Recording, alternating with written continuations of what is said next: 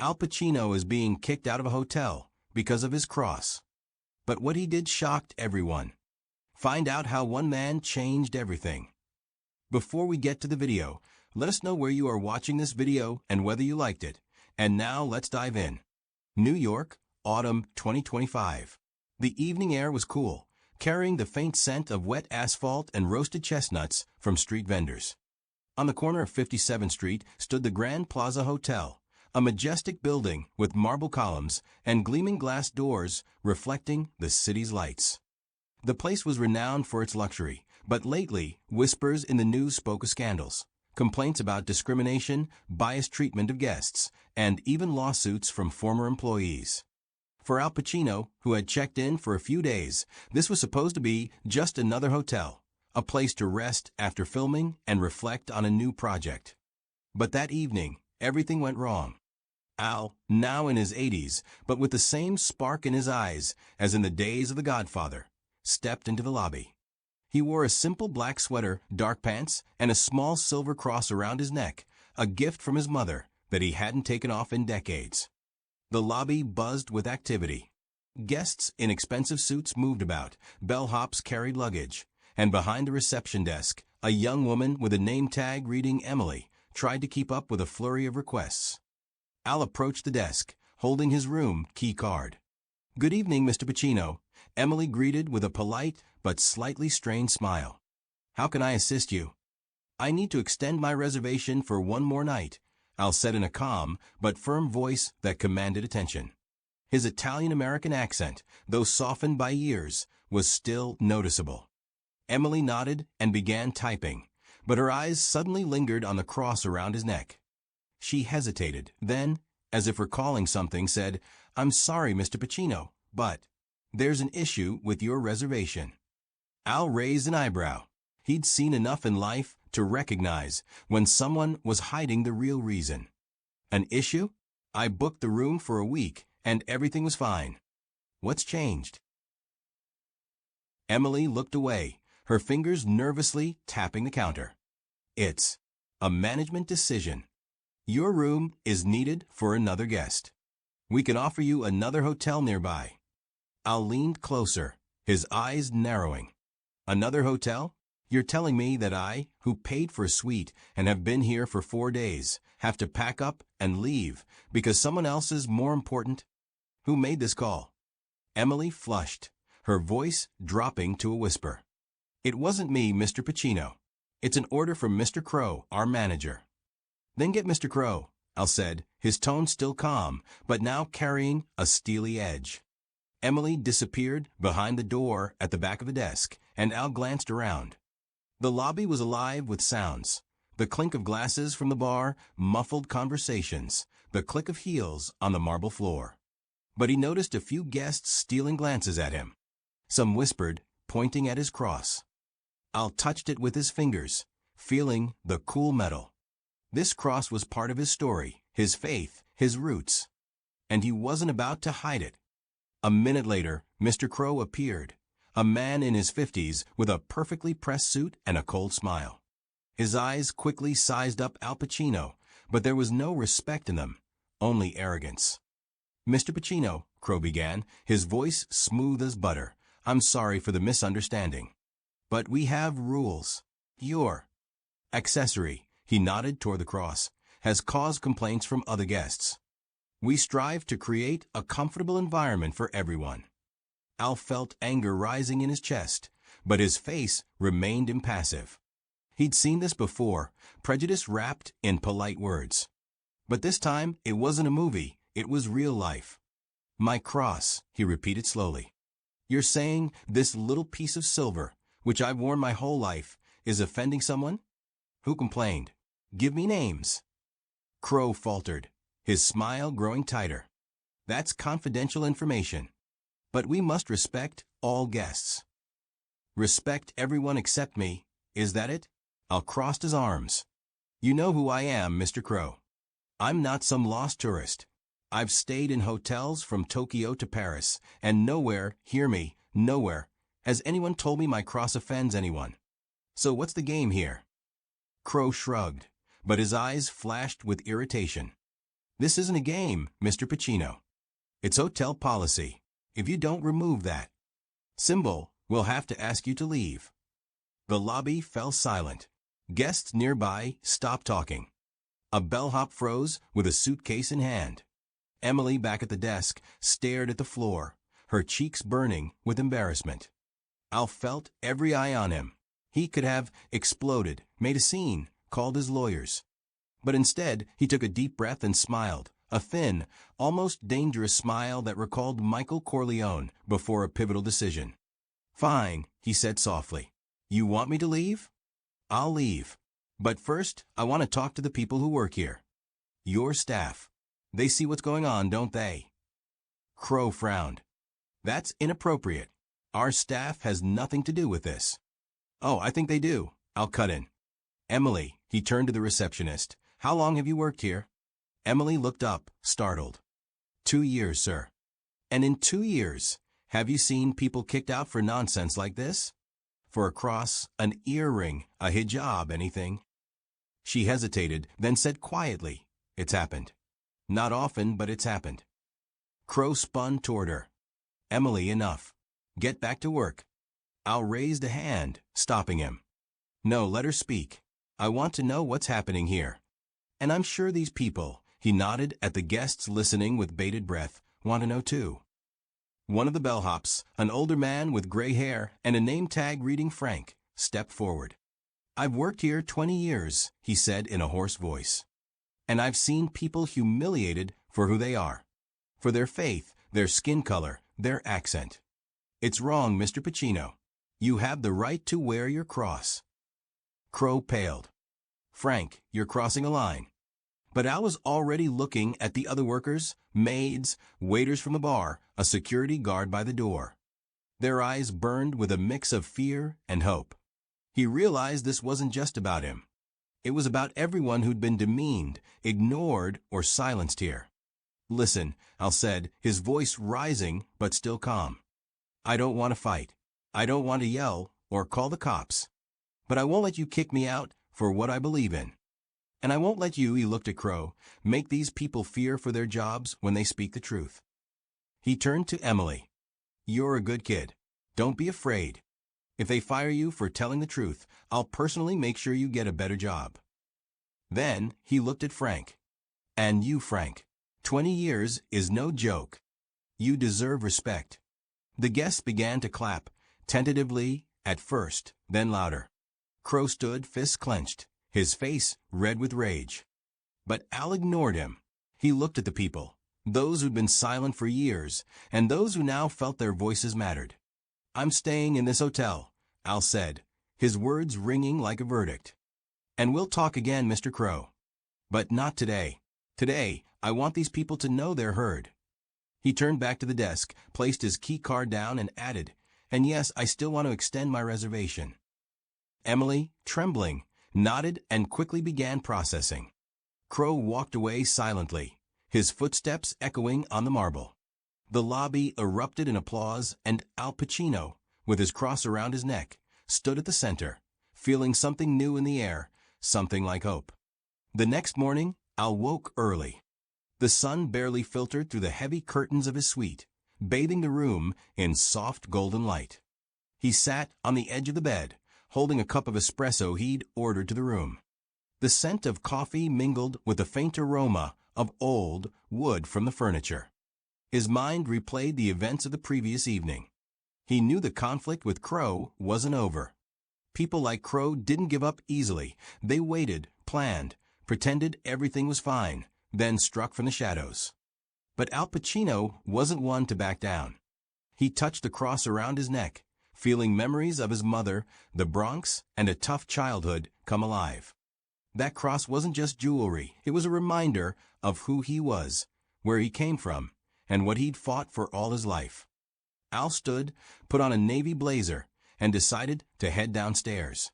Today, he wasn't going to sit in his room or hide from trouble. He wanted to learn more about the hotel, its workers, and what lay behind the glossy facade of the Grand Plaza. The lobby was quiet, with only a few early guests breakfasting in the restaurant and a maid scrubbing the marble floor, filling the air with the scent of lemon cleaner. Emily was at the front desk, looking even more tense than yesterday. Her eyes were red, as if she hadn't slept. Al approached, his footsteps echoing in the stillness. "Good morning, Emily," he said gently. "You okay?" She looked up, surprised by his concern. "Good morning, Mr. Pacino. I'm fine. Just a lot of work." Al leaned closer, his voice softer but piercing. "Don't lie to me, kid. I've seen those eyes before. What happened?" Emily sighed, her fingers clutching a pen on the counter. "After last night, Mr. Crow called me into his office. He said I broke the rules by speaking so openly with you. He threatened to fire me if I interfered again." Al's lips tightened. He felt anger rising again, but this time it was cold, like ice. "And what did you say?" "I said I didn't want to lose my job, but I couldn't stay silent." "You were right, Mr. Pacino. A lot of things are wrong here. Not just with you, but with all of us." Al nodded, his gaze warming. "You did the right thing, and I promise you won't lose your job. Now tell me, what else is going on here? I want to know everything." Emily hesitated, then, as if summoning courage, began to talk. She spoke of how Crow pressured the staff, how workers were forced to stay silent about guest complaints, how those who didn't comply with policy were fired without explanation. She mentioned a young maid fired for wearing a hijab and a waiter punished for speaking Spanish with a colleague. Al listened intently, his face unreadable, but inside he was seething. "And the guests?" he asked. "Who's complaining about things like my cross?" Emily shrugged. "Sometimes it's guests, but more often it's Crow himself. He says he wants the hotel to be neutral, but it's just an excuse. He doesn't like anyone standing out." Al smiled, but there was no joy in it. "Neutral, huh? I'll show him neutral." He stepped away from the desk and headed to the restaurant, where Frank, the bellhop from yesterday, was arranging luggage near the entrance. Frank noticed Al and nodded, his face lighting up with a warm smile. "Mr. Pacino, good to see you. After last night, everyone here's talking about you." "Good or bad?" Al joked, but his eyes remained serious. "Good, sir. You gave us, how do I put it, hope. We haven't seen anyone stand up to Crow like that in a long time." Al sat on one of the plush sofas in a corner of the lobby, gesturing for Frank to join him. "Tell me about him. Who is he? Why's he in charge here?" Frank sighed, his wrinkled hands gripping the edge of his uniform. "Crow came here 5 years ago. Before that, he worked at some big hotel in Las Vegas, but there were rumors he got kicked out for some shady dealings. Here, he took control right away. At first, he seemed okay, but then he started his rules. You know, he loves power. He likes it when people are scared." "And the hotel owners? Do they know what he's doing?" Frank shook his head. "The owners are some corporation in California. They rarely show up. They don't care as long as the hotel makes money. And Crow's good at showing pretty numbers." Al fell silent, thinking. He knew people like Crow, those who hid behind rules and smiles, but destroyed everything they touched. He'd seen them in Hollywood, in politics, in life. And he knew you couldn't fight them with shouts or fists. It took brains, patience, and a plan. "Frank," Al said, his voice low but filled with strength. "I want you, Emily, and everyone who works here to know I'm not leaving until this is fixed. But I need your help. Are you in?" Frank looked at him, his eyes glinting with determination. "After 20 years here, I'm in, sir." That same day, Al did something that shocked everyone. He didn't call lawyers, didn't go to the press, didn't make a loud scene. Instead, he organized a meeting, not with Crow, not with the owners, but with the hotel's workers. He rented a small conference room on the first floor, ordered coffee, tea, and cookies, and invited everyone free after their shift. Maids, bellhops, waiters, security guards. Even Emily, who was afraid to leave the desk, came when Al promised to take responsibility for any consequences. When they gathered, about 20 people, tired but curious, Al stood before them. He didn't look like a movie star or a rich man. He looked like one of them, a man who knew what it was to struggle. "I'm no hero," he began, his voice low but cutting to the soul. "I'm just a guy from the Bronx who once dreamed of being an actor. But I know what injustice feels like. I've seen people humiliated, made to feel less than they are. And I see it here, in this hotel." He paused, scanning their faces. Some looked away, others nodded. "You all work to keep this hotel alive. You clean rooms, carry bags, smile at guests even when it's hard. But you're not respected. And I want to change that. Not for me, for you." A young maid named Maria raised her hand. Her voice trembled. "But how? Crow will fire us if we say anything." Al smiled, this time genuinely. "He can try. But I won't let him. We'll collect your stories, all the times you were demeaned, silenced. We'll write them down, sign them, and I'll personally deliver them to the owners. And if they don't listen, I know a few journalists who love stories like this." The room fell silent, but it wasn't a silence of fear. It was a silence of hope. People began to glance at each other, whispering. Frank stood up. "I'm with you, Mr. Pacino. And I know a lot of us are too." By the end of the meeting, Al handed out sheets of paper and asked everyone to anonymously write their complaints, their stories. He promised no one would get hurt, and his word, the word of a man who'd seen highs and lows, carried weight. When Al returned to his room, he felt something had shifted. Not just in the hotel, but in himself. He wasn't just fighting for his cross, he was fighting for people who had no voice. And he knew this was only the beginning. The next day, the Grand Plaza Hotel buzzed like a beehive. Rumors of the meeting with Al Pacino spread among the workers, and even some guests who'd heard about the lobby incident began asking questions. Al sat in his room, reviewing the sheets Emily had collected. They contained dozens of stories, from minor humiliations, like bans on wearing religious symbols, to serious violations, like unpaid bonuses and threats of firing. Each story was signed with initials or left anonymous, but together they painted a picture of systemic injustice. Al knew Crow wasn't sitting idle. And he was right. Around noon, there was a knock at his door. It was a young security guard with a nervous expression. "Mr. Pacino, Mr. Crow wants to see you." "In his office. Now." Al nodded, his face calm. "All right. Tell him I'll be there in 10 minutes. He put on his navy blazer, touched the cross around his neck once more, and left the room. On his way to Crow's office, he noticed the workers, Emily at the desk, Frank by the entrance, Maria with her cleaning bucket, stealing glances at him. Their eyes were filled with anxiety, but also trust. Al realized he now carried responsibility not just for himself. Crow's office was on the second floor, behind heavy oak doors. Inside, it smelled of expensive cologne and leather furniture. Crow sat behind a massive desk, his smile as slippery as ever, but his eyes betrayed tension. "Mr. Pacino," he began, gesturing for Al to sit. "I thought we should talk. No audience. You're a reasonable man. You understand that scenes like yesterday's don't benefit you or the hotel." Al sat, his gaze cold and piercing. "Scenes? You mean when I defended my right to be myself? Or when your workers finally spoke the truth?" Crow sighed, his fingers tapping the desk. "You're making this complicated. I'm offering a compromise. You remove your cross, we extend your reservation, and everyone's happy. As for the staff, I assure you, we'll handle their complaints internally." Al leaned forward, his voice low, but each word like a blow. "You think this is about the cross? It's not about the cross, Mr. Crow. It's about how you run this place. How you make people afraid. How you push out anyone who doesn't fit your neutral picture.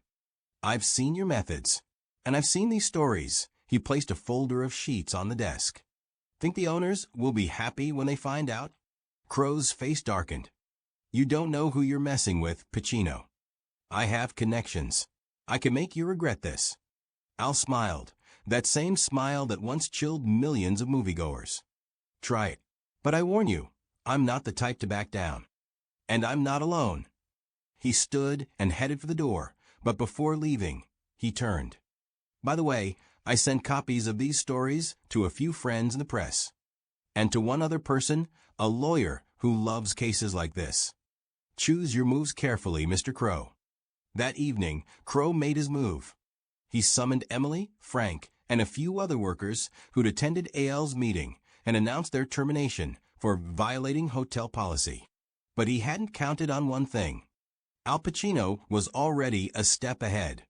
When Emily, trembling, told Al about the firings, he didn't flinch. He called an old friend, a renowned human rights lawyer, and handed over all the collected documents. Then he contacted a local newspaper that had been itching for a big story about the Grand Plaza. But most importantly, he organized another meeting, this time open to all workers and even guests. He rented the hotel's grand ballroom, adorned with crystal chandeliers and gilded mirrors, and invited anyone who wanted to speak. The hall was packed. Workers, many of whom had never dared speak publicly, stood shoulder to shoulder with guests who'd heard about the scandal. Al stood on the stage, holding a microphone. His cross gleamed under the chandelier light.